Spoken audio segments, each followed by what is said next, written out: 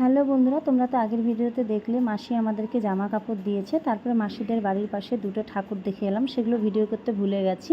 আর এখানে আমিও নিয়ে এসেছিলাম। তো বৌদির বাবার বাড়িতে এই প্রথম এলাম বিয়ের পরে, তো পুজো বলে আমিও নিয়ে এসেছি। এই যে ঠাম্মাকে দিলাম, ঠাম্মা বলছিল কেন বোনো নিয়ে এসছো, এবারে বৌদির বাবাকে দিয়ে দেবো। এই যে মেশোর জন্য একটা শার্ট নিয়ে এসেছি, এবার মেশো মানে মাসির মার জন্যও নিয়ে এসেছি। তো মানে দিদা এখানে নেই, আমি ভাবছিলাম দিদা আছে, সেজন্য দিদার জন্য শাড়ি নিয়ে এসেছিলাম। তো দিদা বাড়ি গেছে, আসবে কালী পুজোতে, তখন মাসি দিয়ে দেবে, সেজন্য মাসির হাতেই দিয়ে দেবো। তো এই যে মাসিকে এখন দেব। আর এগুলো মানে কেউ দিলে পারে পরলে খুব ভালো লাগে। আমাকে তো যে যাই দেয় আমি পরি, আমার খুব ভালো লাগে।